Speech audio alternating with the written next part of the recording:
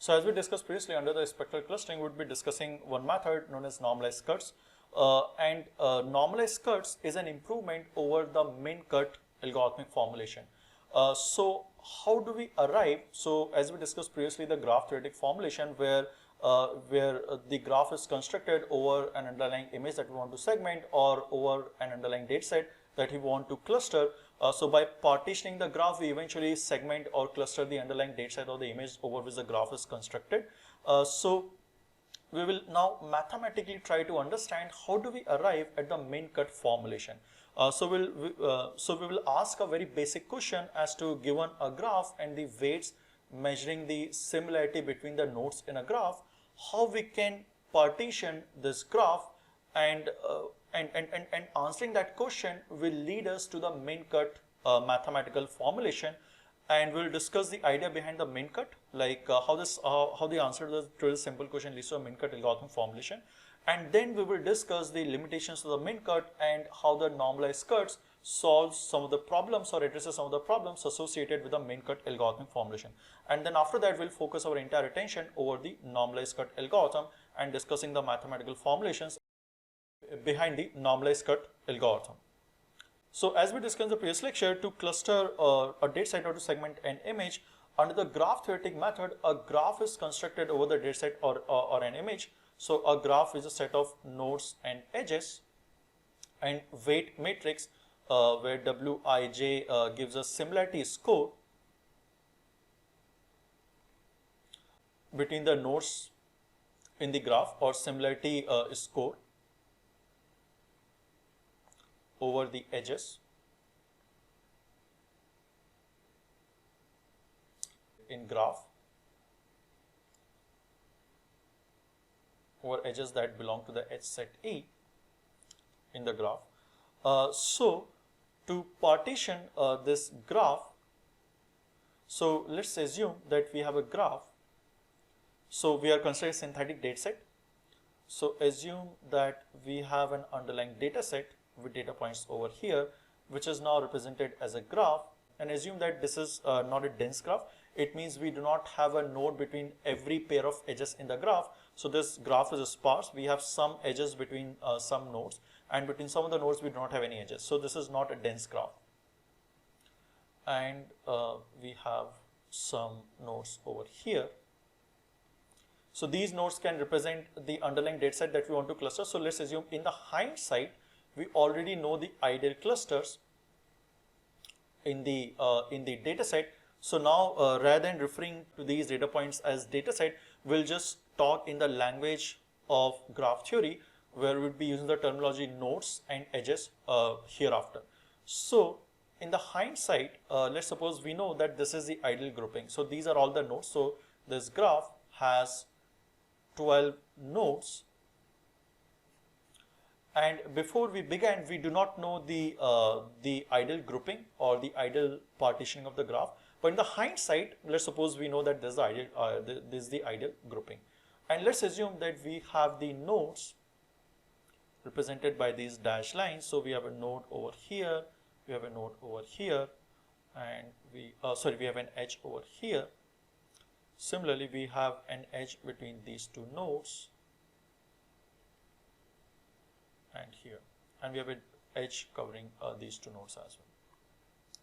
So this graph is definitely not acyclic. So it is not acyclic. What it means is that the edges can form a cycle. For example, we can start from this node, we can go to this node, we can go over here, and then we can come back to this node. So it's an undirected graph. It means the edges do not have any direction. And similarly, let's assume we have a set of edges over here, connecting the nodes, and assume that we also have edges, let's suppose connecting this node over here with this node over here in the graph, and we have an edge connecting these two nodes in the graph, and similarly we have an edge connecting these two nodes as well in the graph. So we have edge 1, 2 and 3. So let's suppose this is the ideal grouping that ideally in the underlying data set, these are the two different clusters. So we have 6 data points in this cluster and 6 data points in this cluster. So when represented as a graph, the ideal grouping would be that these 6 nodes are in one partition and the other 6 nodes are in different partition. So in hindsight, let's suppose if we have this information, given that the weights, as we discussed earlier, measure some form of similarity between the nodes. So the weights measure the similarity between the nodes. So Wij measures similarity. So while partitioning, we do not know the ideal partition. Now these are the edges, and every edge will have a weight associated to it. So this edge will have some weight, this will have some weight, and similarly every edge will have some weight. Since we do not know the ground truth in advance, but in hindsight we know the ideal partitioning, so now we can ask a question, what can we observe about the weights on the edges? So one basic question is like, what do we know or what can we observe about the weights on the edges in this graph? So one, what do we know? So we know that the weights connecting the edges on the left part of the graph, that is the edges connecting these blue nodes, and the edges connecting these red nodes together, are going to be substantially larger than the weights connecting the nodes across these two regions.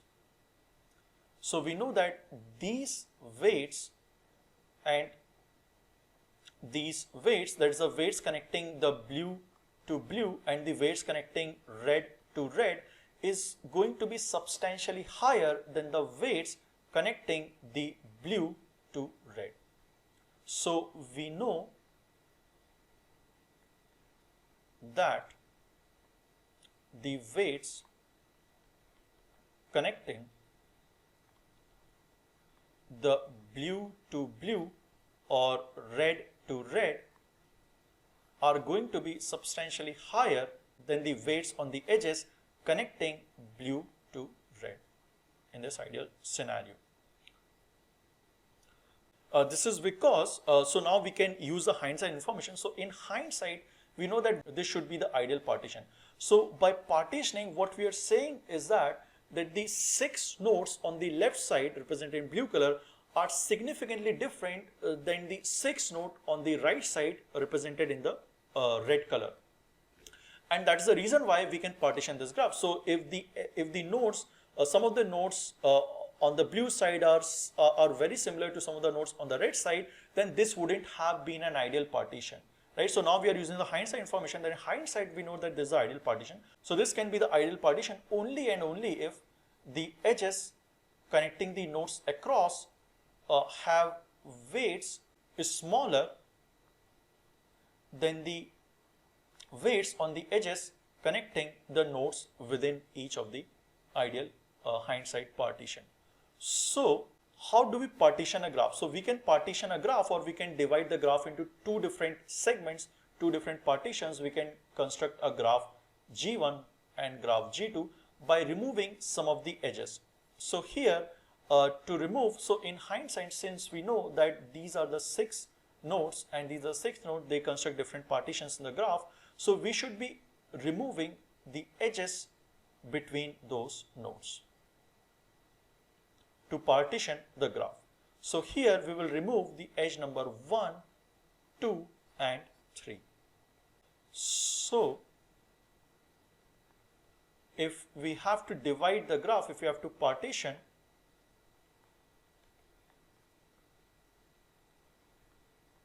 the graph that divide the nodes in two different groups,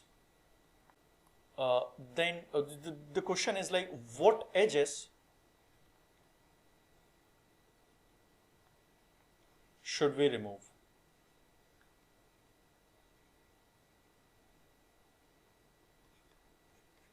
So if you have to partition the graph, there's a group the nodes in two different groups, then which edge removals will lead to ideal partitioning of the graph? So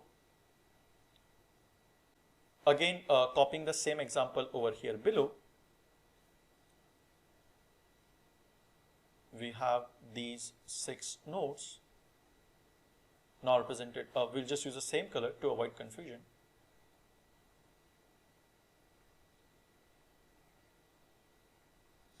And we have red nodes over here, and just consider different edge cases. So we have an edge over here, we have an edge over here, we have an edge over here, and similarly over here. And we have, let's suppose now we have an edge from here to here,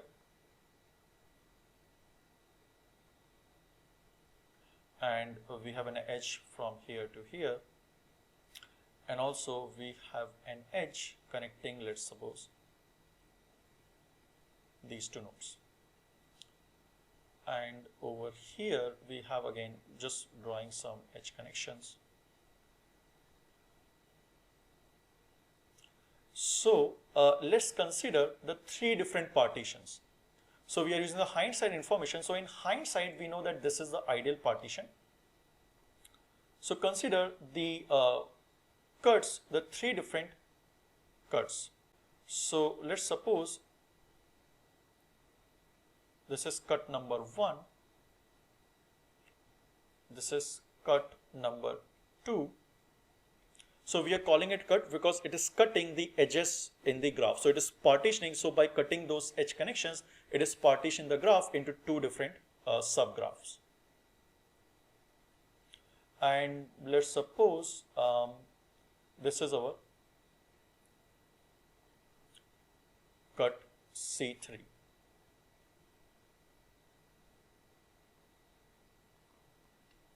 So if we remove these 3 edges, then we'll see that we will obtain this as one set and this is the another set of nodes. If we have this cut, then we will have these 4 nodes in one partition and these 8 nodes in other partition. Similarly, if we make the cut 3, that is, if we remove these edges, then we'll have these 8 nodes in one partition and these 4 nodes in other partition. So consider the 3 candidate cuts C1, C2 and C3.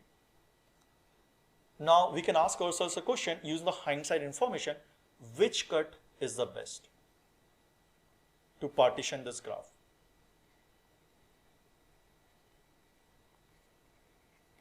So now, since we know the hindsight information that this is the ideal grouping, we know that cut C2 is the best to partition the graph.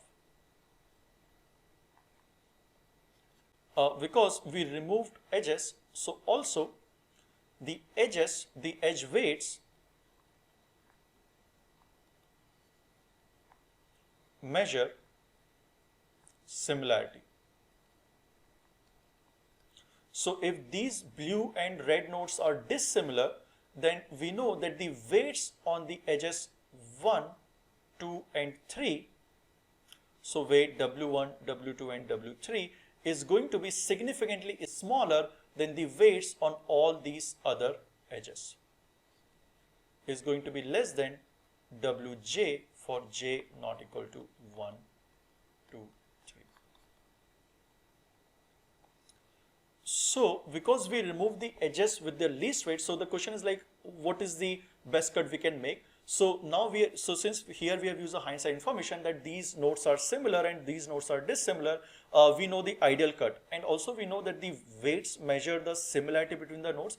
So if we had removed these 3 edges, then the total amount of weight, the cumulative weight on these edges will also be lower as compared to weights on any other edges that we will remove from this graph.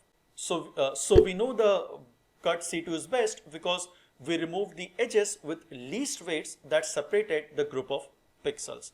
Because weights quantify the degree of sameness or similarity of the nodes in the graph. So by removing the weakest ones, that is the least weighted edges, we have accomplished the task of graph partition or graph segmentation, or clustering or segmenting the underlying image or the data set that the graph represents. So basically what we did over here was that while cutting the graph, while partitioning the graph, we minimized the total weights of the edges that we removed. So here we removed the 3 weakest edges corresponding to the lowest edge weights in the graph. So we had to remove some set of edges to partition the graph.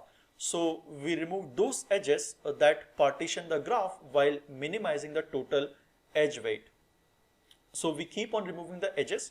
We keep on removing the weakest edges in the graph, where the weakness is measured by the weight on the edge. So the lower the weight, the lower the strength of the edge. And we can remove the weakest edges until the graph is partitioned into 2 different groups of nodes. So while cutting the graph,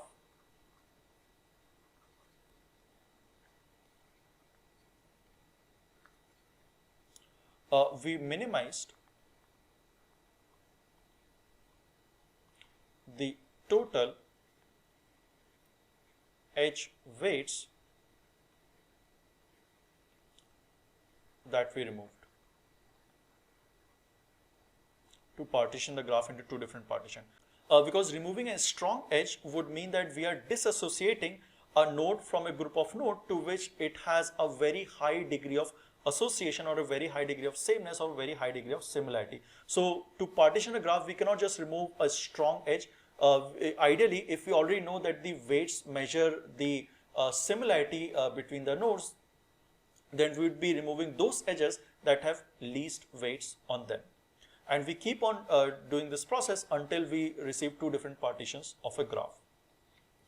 Because here we know that edges or edge weights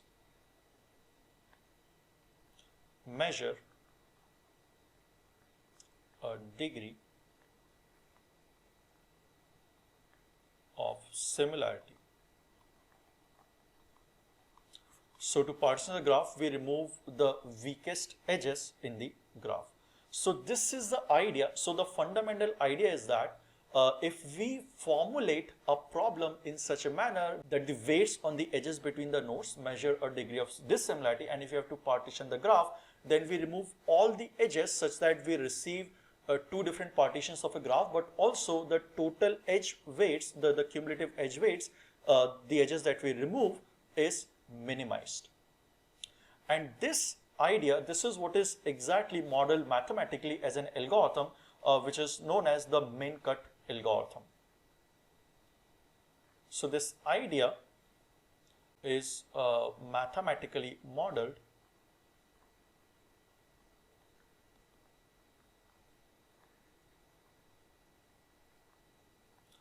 as a min cut algorithm.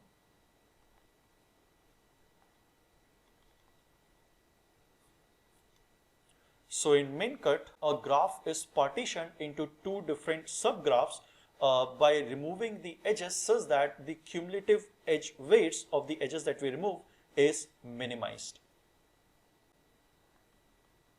So it minimizes the cumulative edge weights of the edges removed to obtain the partition.